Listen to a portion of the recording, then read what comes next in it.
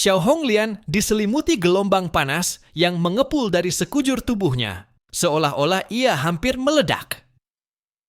Para prajurit klan Zhurong di sekelilingnya hanya bisa menatap dengan mata terbelalak ketika melihatnya menelan satu aliran sungai magma bulat-bulat. Semuanya terperangah. Pemanfaatannya terhadap energi api magma ini bahkan lebih mengerikan daripada milik mereka. Untuk sesaat, mereka terpaku di tempat, tak tahu harus berbuat apa. Xiao Honglian mengusap sudut bibirnya, seakan-akan sangat menikmati santapan barusan. Tatapannya yang menyala menyapu semua orang. Lalu ia mengangkat telapak tangannya, dan seutas api yang sangat tidak biasa mekar dari telapak itu seperti bunga mawar. Merah menyala seperti darah segar, memesona dan berbahaya seperti bunga popi. Pembakaran api yang mengubur dan memusnahkan bunga seberang. Boom! Bunga seberang berwarna merah darah itu seketika meledakkan energi panas ekstrem hingga membuat udara terdistorsi. Kekuatan anehnya menyapu ke depan. Seiring kelopak-kelopak bunga mekar satu persatu, intensitas energinya semakin besar. Ia melintasi lautan api, menyedot semua nyala dan magma di sepanjang jalurnya, lalu menyatu menjadi api hitam merah yang lebih pekat dan lebih gelap, seperti arus pasang di palung laut yang tak pernah tersentuh cahaya. Xiao Honglian, ia adalah pemangsa api, sang penelan klan Zhurong. Kedua lengannya bergetar bersamaan. Dua bunga seberang merah darah meledak, dan energi panas murni yang mengerikan berubah menjadi dua pita api berat yang seketika menyapu seluruh kawasan di sekitarnya. Barisan demi barisan pasukan Zhurong menggelap. Bahkan sebelum zirah mereka jatuh ke tanah, tubuh mereka sudah tersedot kering menjadi abu, tanpa sedikit pun daya untuk melawan. Xing Tian berdiri di tempat tinggi dengan kapak perangnya tersampir di punggung. Bilah kapak itu selebar daun pintu, dengan punggung kapak yang dipenuhi alur ukiran.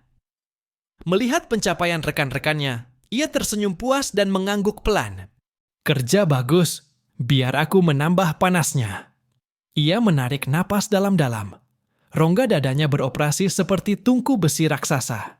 Satu demi satu pola cahaya kuno menyala di alur punggung kapak, terus bertumpuk hingga berubah menjadi panji perang tak kasat mata yang terangkat dari belakang kapak tanpa perlu hembusan angin. Xing Tian menggeram rendah, suaranya menembus telinga setiap orang. Penguatan menyeluruh, formasi pasukan Xing Tian. Medan gaya energi biru muda mengalir seperti gelombang pasang ke arah pasukan sekutu, seketika membentuk bayangan biru yang menyelubungi tubuh mereka. Seluruh korps Fuying, semua unit pihak sendiri, mendapatkan penguatan menyeluruh pada kemampuan gabungan mereka. Kekuatan lebih besar, kecepatan lebih cepat, dan mental yang jauh lebih tajam. Xing Tian, sang pendukung kelompok dalam tim. Meski indeks kemampuannya hanya sekitar 16.000 poin, namun semua orang tahu, dalam pertempuran kelompok, betapa besar peran seorang pendukung. Terlebih lagi pendukung kelompok. Semua orang merasakan sendi-sendi mereka seakan diputar setengah inci lebih rapat. Setiap serat otot seperti ditarik lurus kembali. Tinju besi paman. Yu menjadi lebih berat, ayunan pedang Liang Yue menjadi lebih cepat. Ketika palu Baili Changqing menghantam tanah, gemuruh kekuatannya terasa semakin mengerikan. Teknik pedang Deng Shentong di antara kilau prisma mendekati kesempurnaan. Lu Dahai menghilang ke dalam cahaya dan bayangan. Ia tidak benar-benar menjadi tak terlihat. Ia hanya menurunkan keberadaan dirinya hingga berada di bawah ambang kebisingan lingkungan. Arus panas di udara, gelembung di magma, bayangan di tepi bangunan. Ia meluncur mengikuti aliran paling hemat tenaga, seperti seekor ikan. Saat mendekat, hanya ada perbedaan suhu yang nyaris tak terasa. Saat pergi, yang tersisa hanyalah suara gelembung yang hampir tak terdengar. Tulang di kedua lengannya terbelah di bagian siku, memanjang menjadi dua bilah sabit yang terbentuk alami. Punggung bilahnya seperti sirip hiu, dan mata pisaunya dingin putih seperti sabit bulan. Lu Dahai melintas di bawah ketiak seorang prajurit Zhurong. Sabitnya hanya terangkat ringan. Tubuh lawan itu langsung terbelah miring menjadi dua. Ia menyilang di belakang dua komandan, meninggalkan jejak angin tipis. Dua tubuh tinggi besar itu segera terpisah dari pinggang, seperti dua patung batu yang terbelah dua. Sepanjang proses itu, Tak ada teriakan pembunuhan yang lantang.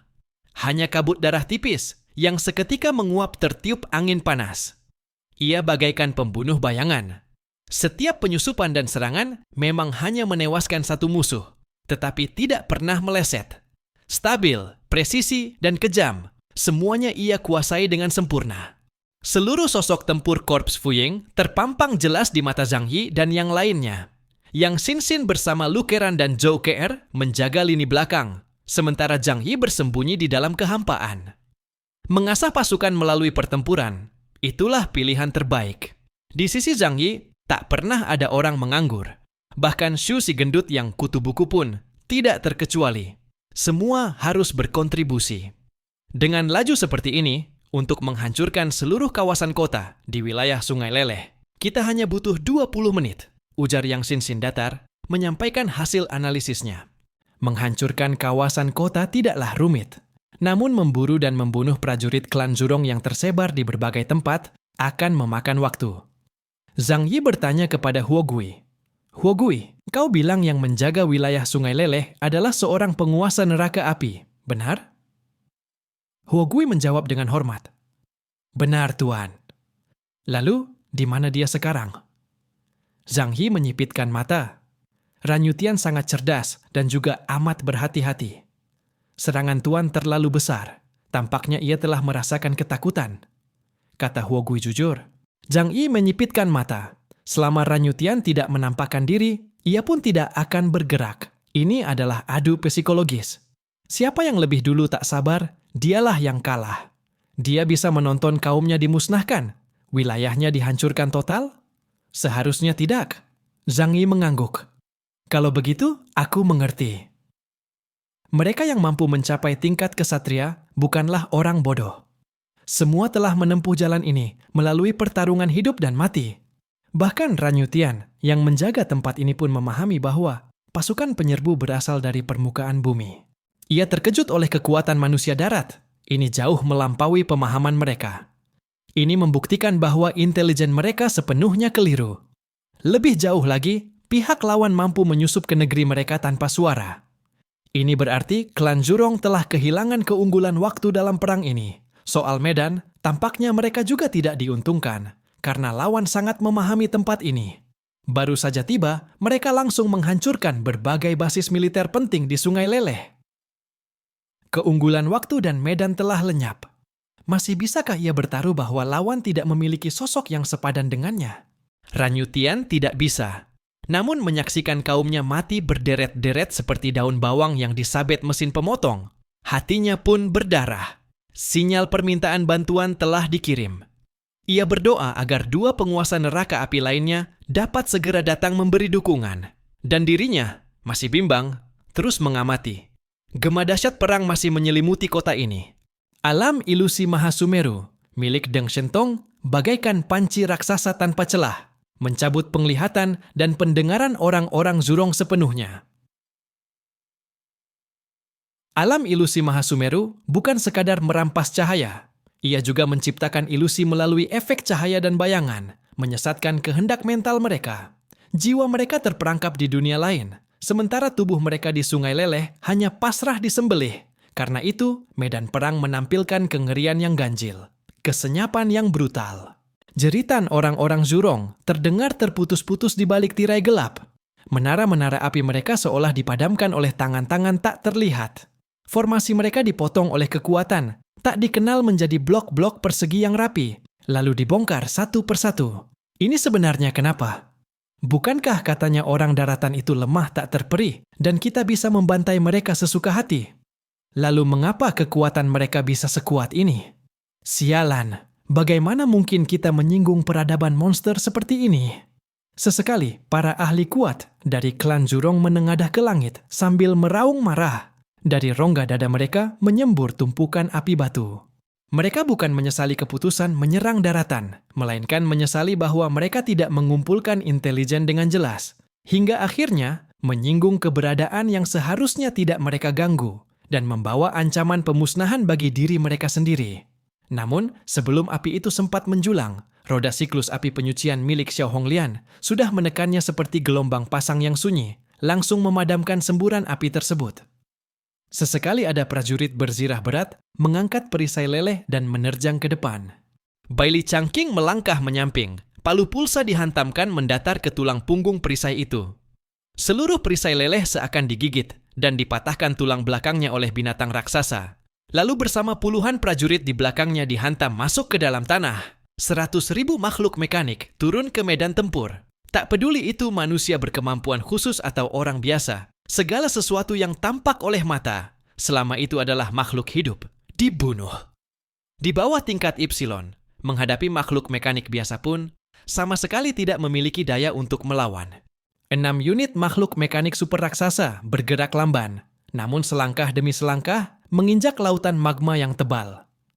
Hanya dengan hujan tembakan, meriam energi dari platform raksasa di atas kepala mereka saja, sudah cukup untuk seketika menghancurkan beberapa blok kota. Ini adalah serangan penurunan dimensi yang sepenuhnya mutlak. Baik dari tingkat kekuatan maupun tingkat persiapan tempur, sama sekali tidak berada pada satu level. 5 menit kemudian, belasan kota dengan luas ratusan kilometer persegi tenggelam dalam tirai hitam dan telah dihancurkan sampai ke akar-akarnya. Ketika tirai hitam itu memudar, gang-gang jalan sunyi senyap, seperti baru saja diguyur hujan abu. Menara api berubah menjadi tunggul-tunggul pendek berwarna hitam. Permukaan sungai magma turun belasan meter. Di atas tanah mengapung serbuk batu yang rapat. Itu bukan sekadar batu, melainkan juga sejumlah besar mayat klan Jurong. Pasukan Fuying telah selesai membersihkan medan tempur dan mundur kembali ke balik bayangan. Deng Shentong memasukkan prisma terakhir ke dalam bilah pedangnya. Tatapannya tetap setenang semula. Baili Changqing menyampirkan palu pulsa di pundaknya dan menghembuskan napas panas panjang. Pertarungannya benar-benar memuaskan. Barulah saat itu, orang-orang Jurong menyadari, ini bukanlah pertempuran saling serang. Ini adalah sebuah penaklukan menyeluruh, dari tingkat hierarki, dari metode, hingga dari cara memahami dunia. Dan pasukan Fuying adalah pisau paling tajam dalam penaklukan ini. Deru sungai magma bergulung di bawah tanah, seperti tabuhan jenderang jutaan pasukan.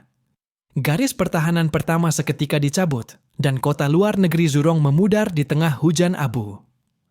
Dan tepat pada saat inilah, beberapa keberadaan kuat yang berdiam di urat batuan yang lebih dalam akhirnya tak lagi mampu menahan diri. Dari kedalaman sungai magma, gelombang aura yang luas menerjang ke langit. Seekor paus lava raksasa muncul ke permukaan. Dari lubang napasnya menyembur magma putih yang spektakuler, bagaikan mahkota api raksasa yang menjulang. Mahkota-mahkota api menyala satu demi satu, seperti mata raksasa merah darah yang tiba-tiba terbuka di kegelapan malam.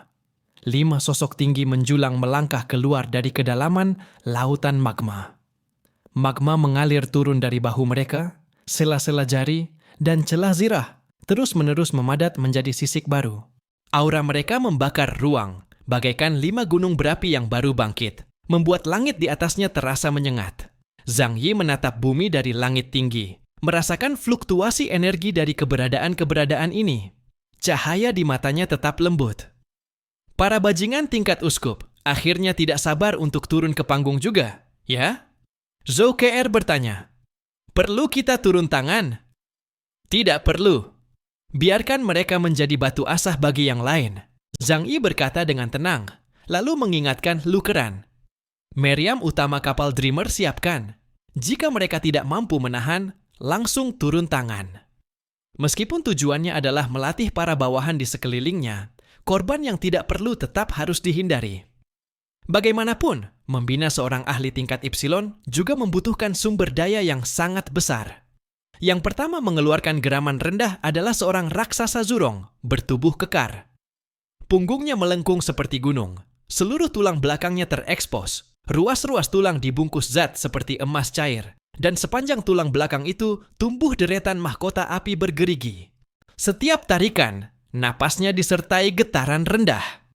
Tanah di bawah kakinya retak berpola garis, lalu menutup kembali. Seakan kerak bumi ikut bergerak, mengikuti naik turunnya dadanya. Hentikan sekarang juga orang-orang daratan generasi ke-6 yang kejam. 5 orang berkemampuan khusus tingkat uskup dari klan Jurong menampakkan diri. Aura mereka agung dan luar biasa, dan kemunculan mereka segera menarik perhatian seluruh Legiun Tianhai. Ini memang memberi sebagian pengungsi dan prajurit biasa secercah peluang untuk bertahan hidup. Namun, raut wajah mereka tetap berat karena mereka sangat paham betapa kuatnya musuh di hadapan mereka. Deng Shentong dan yang lainnya mengenakan zirah tempur, hanya mencibir dingin ketika mendengar ucapan itu. Pedang Deng Shentong menunjuk dari kejauhan ke arah mereka. Ketika kalian menenggelamkan daratan negara Huasu kami dengan magma, membakar puluhan ribu rakyat Huasu menjadi abu, kenapa kalian tidak menyebutnya kejam? Karena kalian memilih untuk memulai perang, maka kalian harus menanggung harga dari kekalahan. Hukum rimba, yang lemah dimakan yang kuat, adalah pilihan yang pertama kali kalian ambil. Jadi sekarang, hentikan omong kosong itu. Wajah kelima uskup Zurong menjadi muram. Mereka tak mampu membantah perkataan Deng Shentong. Mereka bukan menentang perang, mereka hanya menentang kekalahan. Jika pada saat ini yang menang adalah mereka, mereka juga akan memilih untuk membakar seluruh orang daratan menjadi abu. Baik, kalau begitu, kita bicara dengan kekuatan. Aku bernama Yan Zhang. Tolong ingat namaku. Sekalipun aku gugur dalam perang antar bangsa, aku tidak ingin dilupakan. Ia mengetukkan punggung tinjunya ke pelindung dada. Suaranya bergemuruh seperti petir yang menggelinding di dalam gua batu. Yang kedua tampil adalah seorang jenderal bertubuh ramping dengan pola zirah yang halus. Jubah merah menyala menjuntai dari tengkuknya hingga ke pinggang. Kedua lengannya dilengkapi bilah leleh melengkung dengan mata bilah yang mengalir seperti air. Langkah kakinya sangat ringan. Kemanapun ia melangkah, suhu justru menurun, seakan panas disedot masuk ke punggung bilahnya. Ia tersenyum tipis, memperlihatkan deretan gigi putih berkilau, dengan tatapan setajam ujung pisau yang ramping. Rongkue. Ia mengangkat bilahnya memberi hormat. Siapa lawanku? Yang ketiga adalah seorang jenderal wanita. Rambut merahnya menjurai seperti air terjun api. Di sekeliling tubuhnya berputar lingkaran cahaya yang terus bergerak, seperti pasang surut di sisinya. Setiap kali ia mengangkat tangan, butiran api kecil berkumpul, lalu menyebar kembali di ujung jarinya, seolah ia sedang mengomandoi pasukan pasang surut yang tak kasat mata. Ia mengangkat pandangannya, dan di matanya tersimpan penghinaan yang tenang. Aku bernama Cilan. Suaranya beriak lembut, yang keempat bertubuh kurus. Pelat zirahnya tersusun seperti lembaran sisik halus. Di dadanya tertanam sebuah inti kristal transparan. Di dalamnya menyala seutas api halus seperti benang melayang. Sarung tangannya berupa sangkar logam bersegmen 10 jari.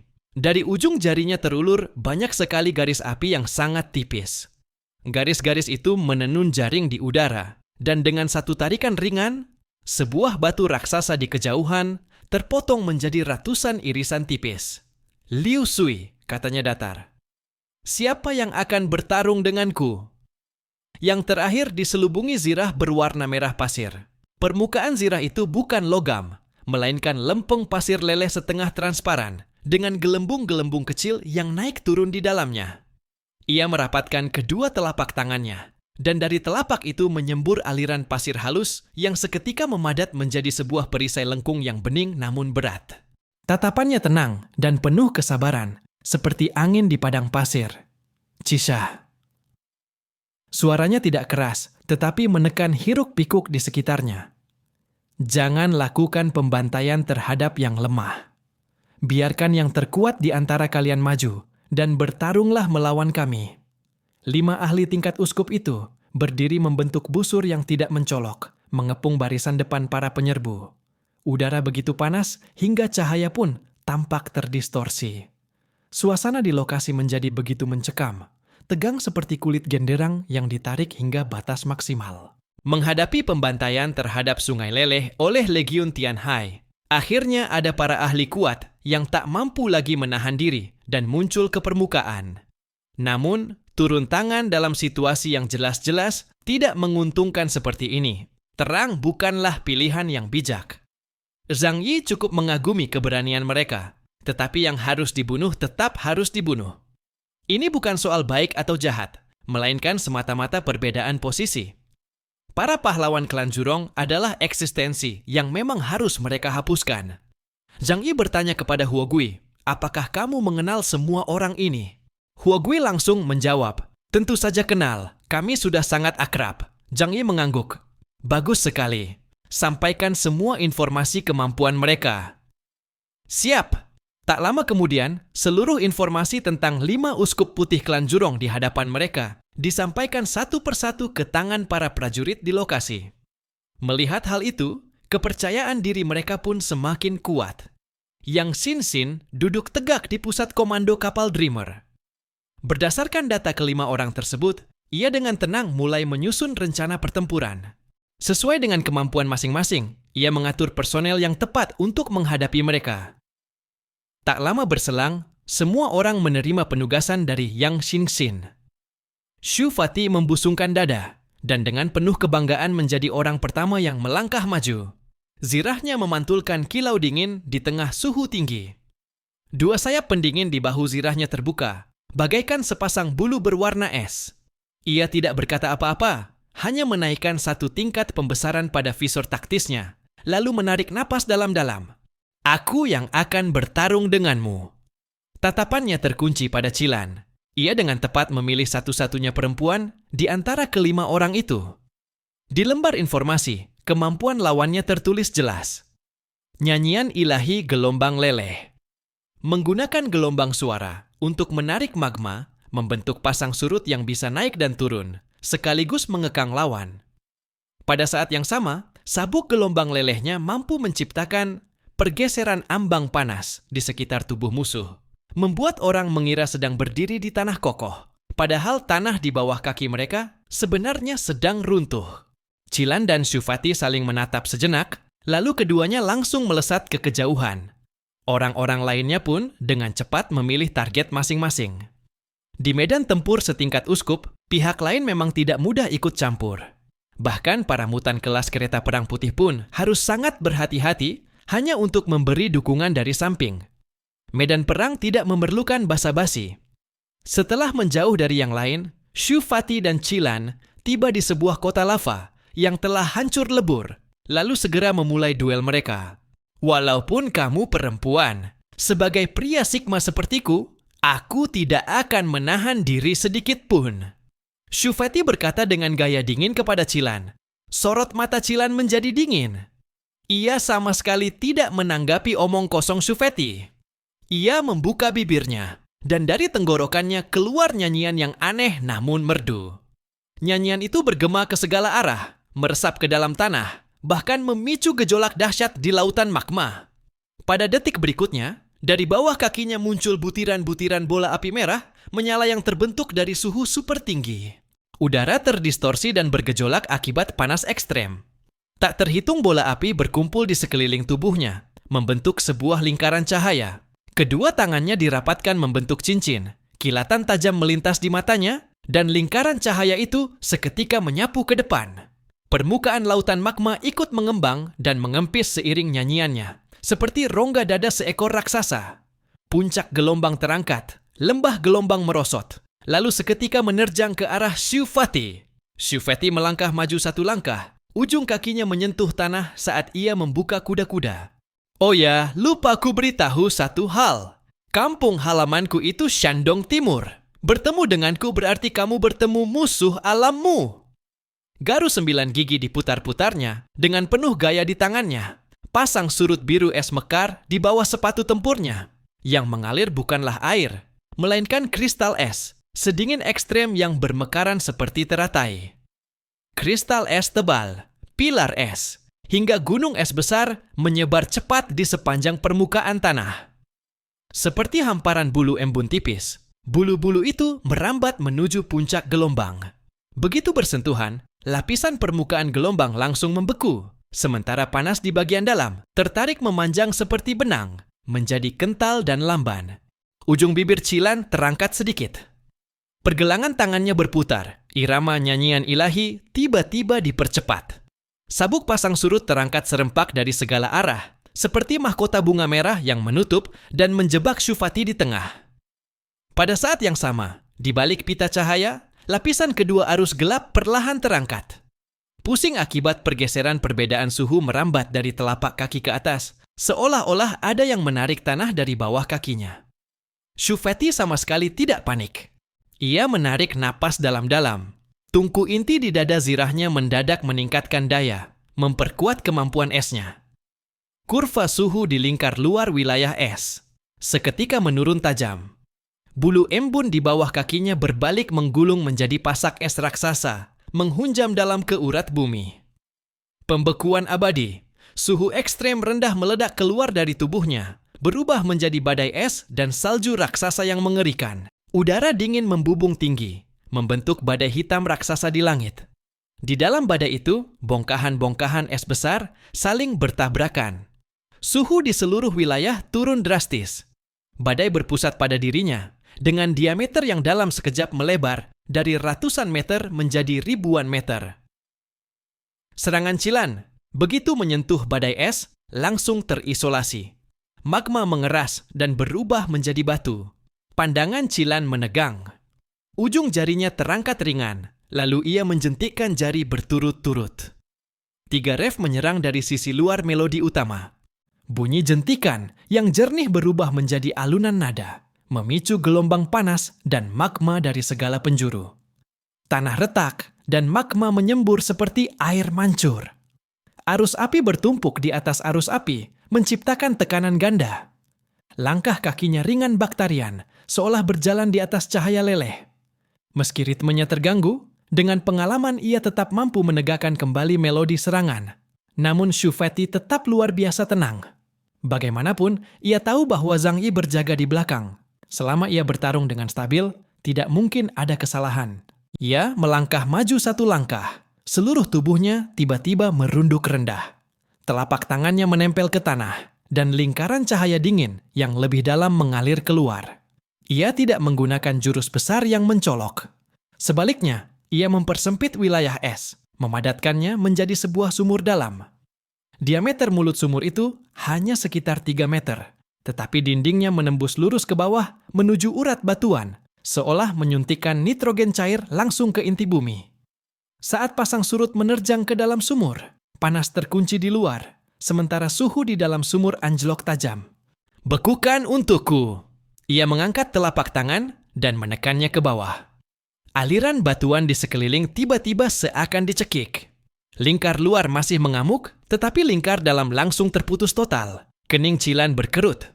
10 jarinya terangkat, bergerak cepat seperti sedang memainkan alat musik. Dengan nyanyian ilahi, ia memicu lapisan magma yang lebih dalam, menghubungkan benua terapung dengan lautan magma di bawahnya. Itu adalah samudra yang nyaris tak berbatas. Bahkan tidak kalah luas dibandingkan lautan di atas daratan. Artinya, kekuatan yang bisa dipinjam Cilan bersifat tak terbatas. Mencoba mengandalkan kekuatanmu sendiri untuk melawan kekuatan bumi sungguh bodoh. Namun baru saja kata-kata itu terucap, matanya tiba-tiba membelalak, seolah melihat sesuatu yang tak terbayangkan. Udara di sekeliling berubah menjadi biru tua, seakan seluruh ruang telah membeku. Dan lautan magma yang ia perkirakan akan terpanggil pun tidak menunjukkan reaksi sedikit pun. "Maaf ya, kemampuanmu itu terlalu mudah dipecahkan." Shufeti menyeringai dingin. Bertarung dengan cara menghubungkan magma dan arus api lewat nada suara, cukup dengan membekukan ruang, membekukan partikel di udara, sehingga nada suaramu tidak bisa merambat. Bukankah itu membuatmu tak berguna? Nyanyian dewa milik Cilan seolah dipukul dengan sebuah pentungan tumpul. Melodi utamanya kehilangan keseimbangan, dan pasang surut gelombang langsung kacau dalam sekejap. Shufeti sama sekali tidak datang tanpa persiapan. Yang Xinxin adalah ibu kandung semua orang di medan perang. Dalam waktu sesingkat, mungkin setelah memperoleh informasi tentang Cilan, dia telah mengatur Shufeti untuk turun bertempur, sekaligus memberitahunya cara menghadapi lawan tersebut. Bagi para manusia berkemampuan khusus, begitu kemampuan mereka dikekang, daya tempur akan anjlok drastis. Besarnya kerugian bergantung pada seberapa tinggi ketergantungan mereka terhadap syarat pelepasan kemampuan. Dan Cilan, kemampuannya sepenuhnya bergantung pada lautan magma kerajaan Zhurong. Bisa dikatakan, jika ia meninggalkan dunia bawah tanah, daya tempurnya setidaknya akan berkurang setengah. Inilah alasan mengapa Yang Xinxin berani membiarkan Shufeti maju sendirian untuk menghadapinya.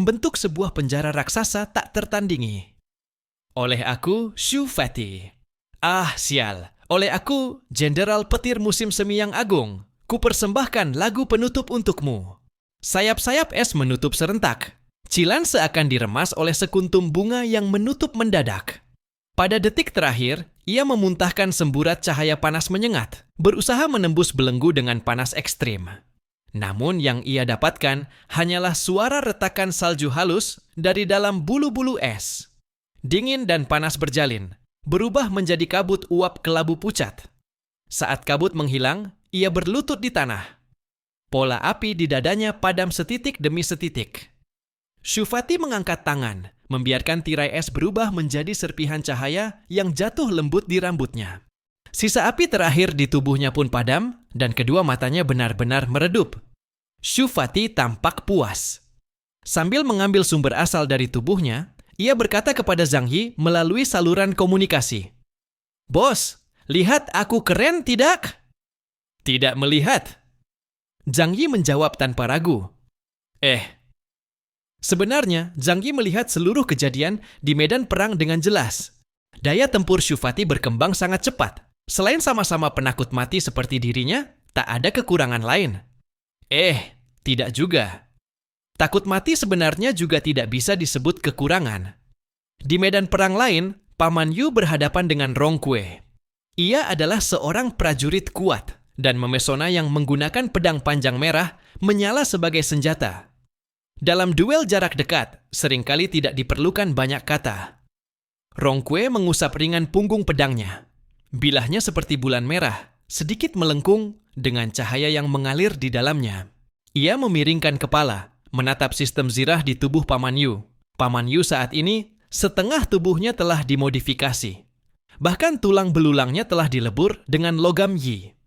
Bagian tengah tulang dikosongkan dan dibentuk menjadi meriam telapak tangan. Kalian meleburkan diri ke dalam besi. Apa kalian tidak tahu ini adalah jalan yang salah? Jauh lebih nyaman daripada kalian berendam di magma. Paman Yu menggerakkan pergelangan tangannya. Tulang logam mengeluarkan bunyi klik yang bersih. Otot-ototnya melekat pada kerangka paduan. Di serat ototnya terjalin benang nano yang halus. Permukaan kulitnya dilapisi selapis tipis membran tahan panas. Di lengan kanannya tersembunyi lengan pedang getar magnetik yang dapat dilipat. Bahu kirinya menonjolkan komponen teleskopik berbentuk perisai. Di rongga perutnya, jalur pendingin tambahan menembus melintang. Paman Yu benar-benar bersenjata sampai ke gigi. Dari ujung kepala hingga ujung kaki, tak ada satu celah pun. Prajurit cyberpunk paling sempurna. Rongkue tak berkata lagi. Ia melangkah maju 3 langkah. Kecepatannya mendadak meningkat, hampir seperti kilatan. Pada detik berikutnya, ia muncul tiba-tiba di sisi Paman Yu. Pedang melengkung di tangannya, sudah menyapu ke arah leher Paman Yu. Kecepatan bagai hantu. Saat bilah mendekat, rasa dingin barulah menembus zirah dan tertangkap oleh sensor Paman Yu. Pedangnya cepat dan kejam, niat membunuhnya menekan. Cahaya merah menyala adalah magma yang mengalir. Bilah itu bahkan tak perlu mendekat. Pada saat Rongkue mengayunkan pedang, udara di depan bilah seakan terkompresi menjadi seutas garis merah. Di sepanjang lintasannya, suhu melonjak hingga tepi ledakan. Kepala Paman Yu sedikit dimiringkan. Komponen perisai di bahu kirinya langsung memantul keluar, seperti pasak miring yang menahan punggung pedang. Perisai itu tidak sepenuhnya menahan tenaga. Bilah pedang tetap meluncur melewati zirah di bahunya, meninggalkan goresan hangus. Rongkue terus menekan langkah demi langkah. Tangannya terangkat, cahaya pedang merah menyelimuti seluruh langit di hadapan. Seluruh titik lemah di tubuh Paman Yu terekspos. Semuanya berada dalam cakupan pedang panjangnya. Sudut tebasan tampak sembarangan, namun setiap tebasan mematikan. Menghadapi serangan seperti ini, Paman Yu justru tidak tegang. Ia malah tersenyum tipis dan menghentakkan tumitnya dengan keras. Paku penahan getaran di dasar sepatu tempurnya menjulur dan menancap ke tanah. Ia tidak mundur selangkah pun. Sebaliknya, ia menerjang mengikuti jalur pedang, memperpendek jarak, memaksa bilah melengkung, lawan masuk ke segmen jarak tempel yang paling sulit dikendalikan. Ayo, kalau soal duel jarak dekat, aku tidak takut. Di dalam kedua mata Paman Yu, kilatan arus informasi dalam jumlah besar berkelebat. Sebagai manusia hasil modifikasi, ia telah ditanamkan modul tempur paling mutakhir. Sistem cerdas dapat menggantikan dirinya untuk bereaksi, sehingga secepat apapun kecepatan Rongkue, tetap sulit baginya untuk segera menyelesaikan serangan pembunuhan terhadap Paman Yu. Serangan putaran pertama memang ditahan Paman Yu dengan agak berat, tetapi selama berhasil menahannya, itulah awal dari pertarungan jarak dekat yang benar-benar mempertaruhkan hidup dan mati. Dari lengan kanan Paman Yu, sebuah pedang panjang getar magnet berwarna hitam meluncur keluar. Permukaan pedangnya tidak memantulkan cahaya, hanya memancarkan satu sinar abu-abu yang padat. Ia tidak menggunakan tipu muslihat apapun, hanya menebas lurus dengan satu jurus, tebasan pematah tulang punggung, ke arah bawah ketiak Rongkue. Rongkue memiringkan tubuhnya, dan golok melengkung itu menyusup dengan sudut yang sangat licik ke celah antara pergelangan lengan Paman Yu dan pelindung dadanya, berniat memutus jalur tenaga. Pelindung dada Paman Yu seketika menggembung di satu titik.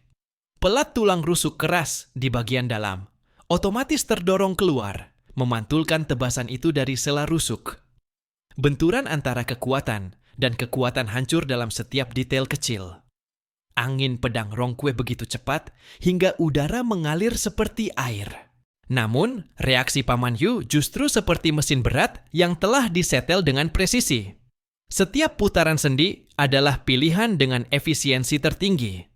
Ia tidak mengejar agar setiap tebasan mengenai sasaran. Yang ia kejar adalah agar setiap benturan menukar keuntungan kecil. Karena perhitungan data besar memang menegakkan kemenangan melalui akumulasi keunggulan-keunggulan mikro.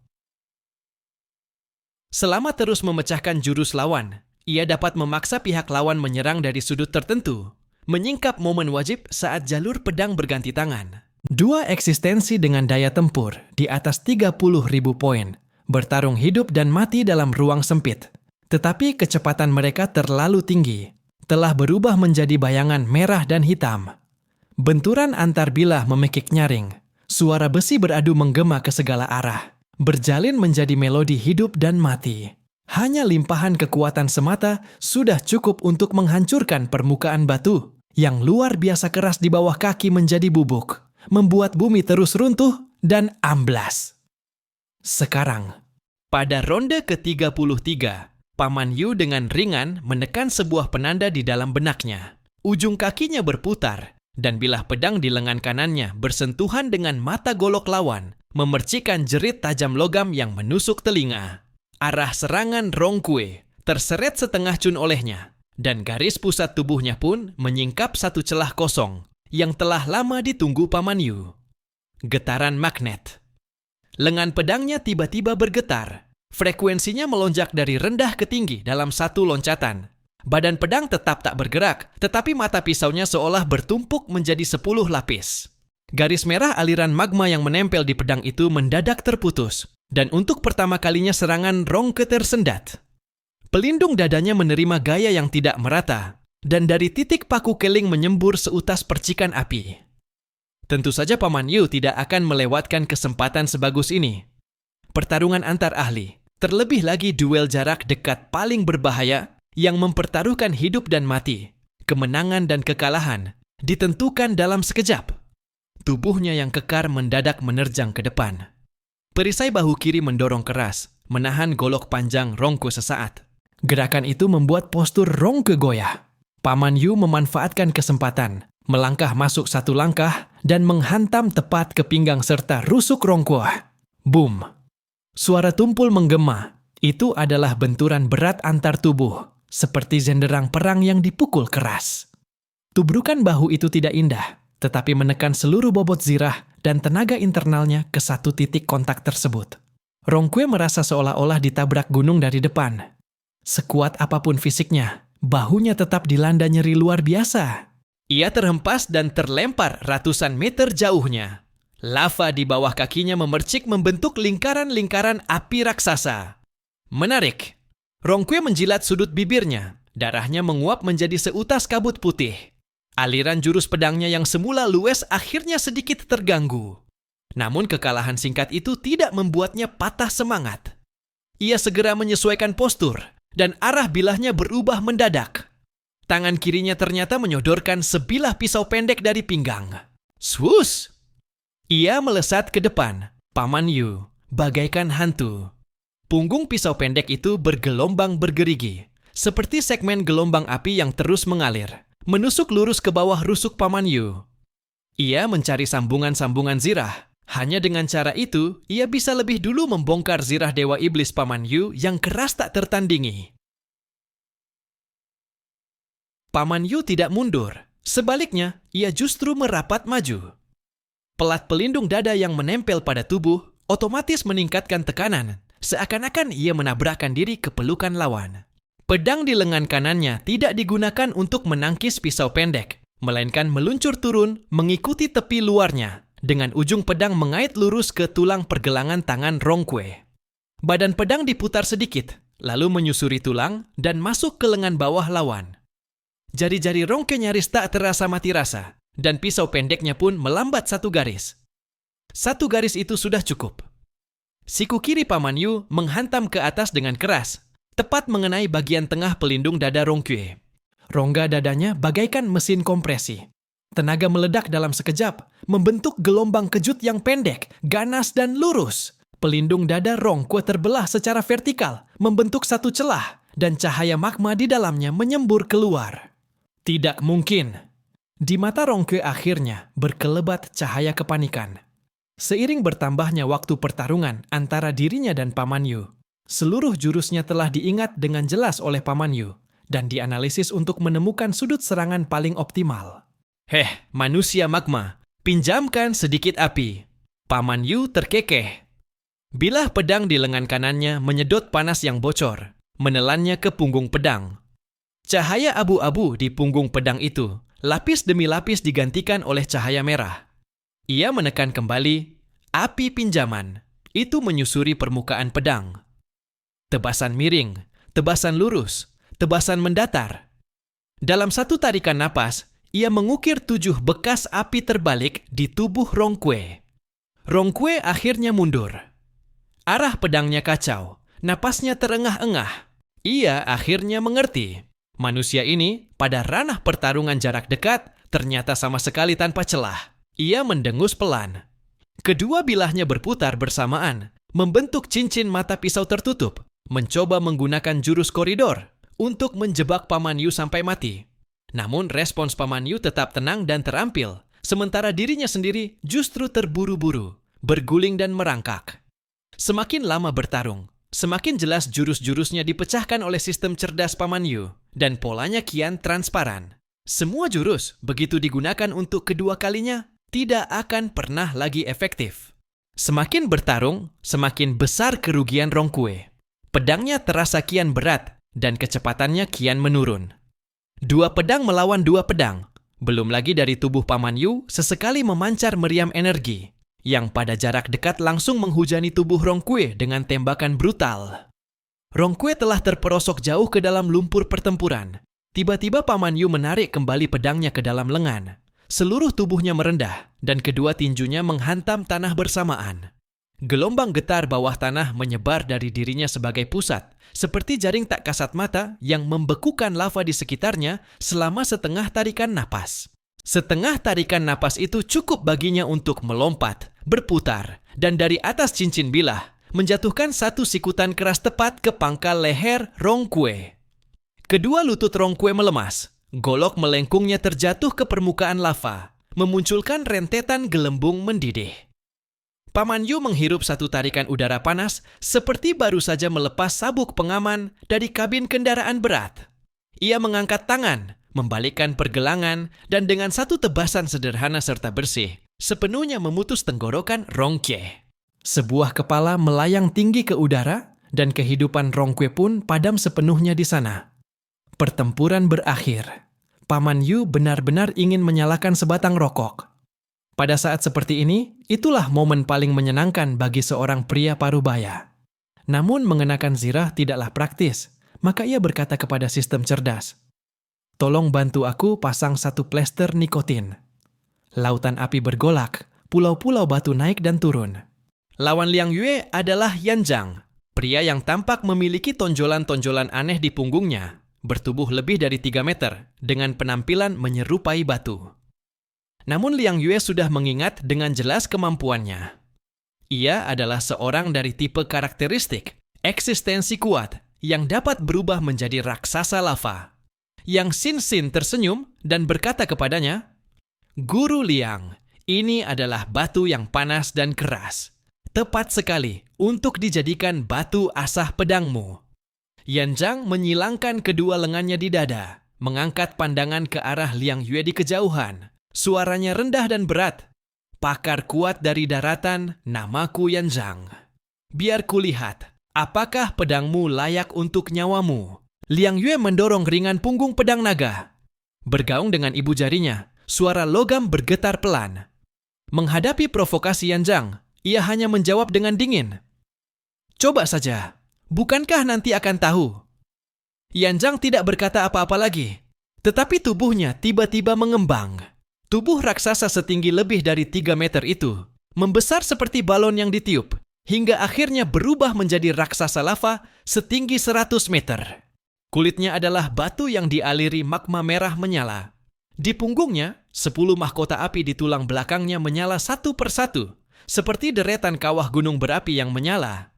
Yanjang, indeks kemampuan 33.000 poin. Kemampuan, Nosti, mahkota tulang belakang urat lava. Api batu meraung, sungai lava bergolak. Yanjang melangkah maju 1 langkah. Tulangnya mengembang seperti urat batu.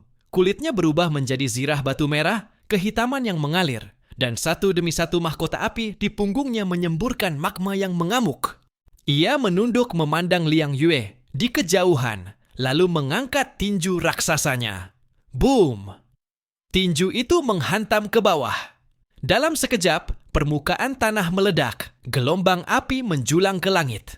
Liang Yue segera menggeser tubuhnya ke samping. Ibu jarinya berbunyi celeng saat menyingkap pedang panjang. Sarung pedang sedikit digeser. Aura pedang setipis benang menyapu sisi tinju. Hujan api jatuh, ujung kakinya menyentuh tanah, dan sosoknya sudah berpindah ke panggung batu lainnya. Lari untuk apa? Bahkan keberanian untuk bertarung langsung denganku pun tidak punya. Yanjang membuka mulut dan memuntahkan aliran magma yang membara, seperti naga api yang menyapu jalanan. Gelombang panas menghantam wajah, tanah pun langsung meleleh. Liang Yue tetap diam. Napasnya stabil, dan di matanya hanya ada jalur. Langkah, belok, mendarat, bangkit.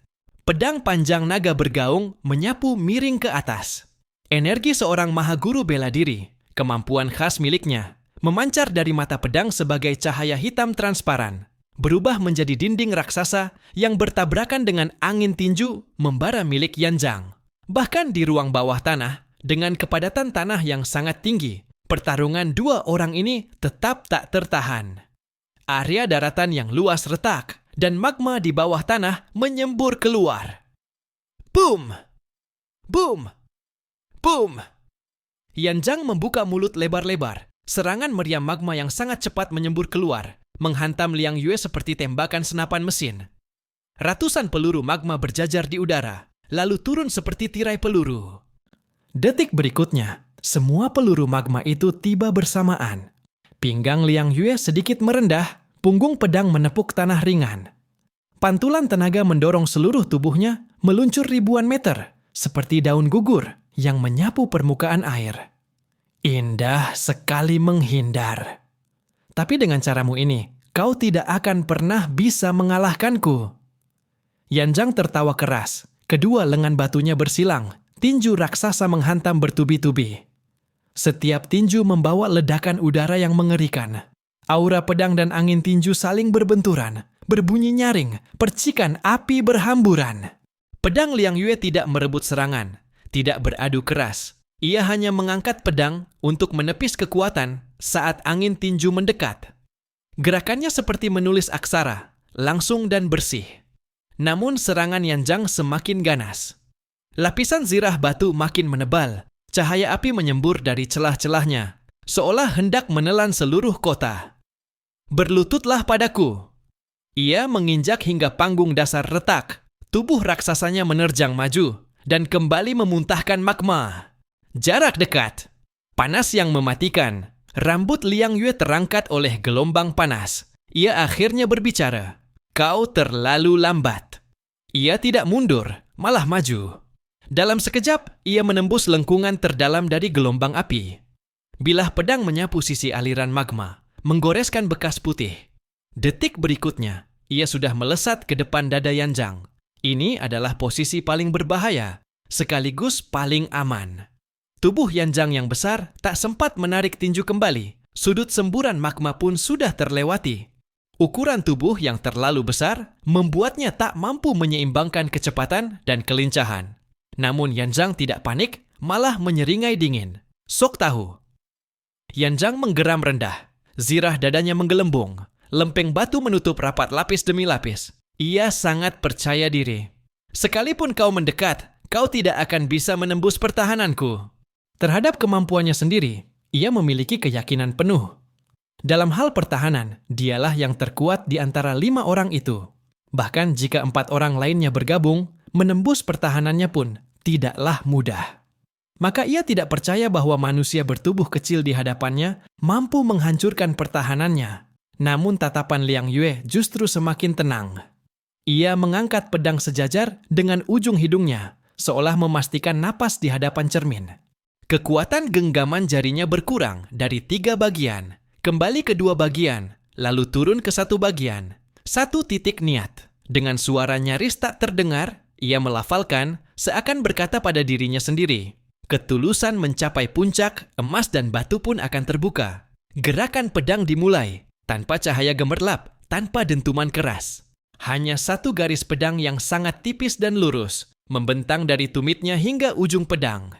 Garis itu seolah mengumpulkan seluruh keraguan di antara langit dan bumi, menekannya sepenuhnya ke dalam 1 tebasan ini. Detik berikutnya, cahaya pedang jatuh. Kerak! Suara yang sangat ringan, seperti retakan pertama di permukaan es. Apakah zirah batu Yanjang tidak pecah?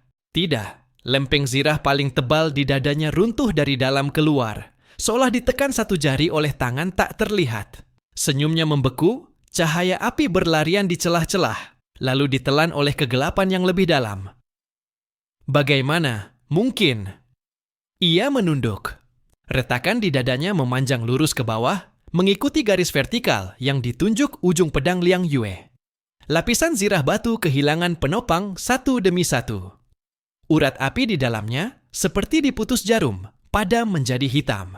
Tubuh raksasa sebesar gunung itu terhuyung, 1 lutut menghantam tanah, gelombang api langsung lepas kendali, dan menyebar ke segala arah. Di dalam kabin kapal perang di kejauhan, Yang Xingxin melihat pemandangan itu dan berkata pelan, Guru Liang memusatkan seluruh esensi energi dan jiwanya ke 1 titik, membuat medan gaya sepenuhnya terikat menjadi 1 garis lurus, membentuk daya pembunuh terkuat. Ketulusan mencapai puncak, emas dan batu pun akan terbuka. Bukan trik yang mencolok, melainkan menyingkirkan semua pikiran kacau. Bahkan getaran pada pedang pun tidak terbuang sia-sia. Jurusan ini memiliki kisah sejarah. Jenderal besar dinasti Han, Jenderal Terbang Li Guang, suatu malam pergi berburu. Tiba-tiba ia melihat seekor harimau ganas di dalam semak. Dalam kepanikan, ia menarik busur dan melepaskan anak panah dengan segenap tenaga. Hasilnya, setelah membuka semak, barulah diketahui bahwa itu hanyalah sebuah batu besar. Namun anak panahnya telah menancap seluruhnya hingga ke pangkal. Kemudian, Jenderal Li Guang mencoba berkali-kali lagi, tetapi tak pernah mampu menembus batu tersebut. Potensi manusia tidak terbatas, tetapi dibatasi oleh kendali alam bawah sadar, sehingga tak dapat mengerahkan kekuatan penuh. Sedangkan Liang Yue telah membuka kunci genetik itu. Zhang Yi mengangguk, itulah sebabnya disebut emas dan batu terbuka. Menganggap pertahanan lawan sebagai 1 bongkah batu utuh, tidak mencari titik lemah, langsung membelahnya menjadi 2. Benar-benar maniak bela diri. Hanya dia yang mampu merangkai jurus seperti ini. Di medan perang, Yanjang menopang tubuhnya di tanah. Zirah batunya masih berusaha membangun ulang. Pertahanan sedang beregenerasi. Ujung matanya bergetar, amarah dan ketidakrelaan membakar semakin hebat. Aku masih belum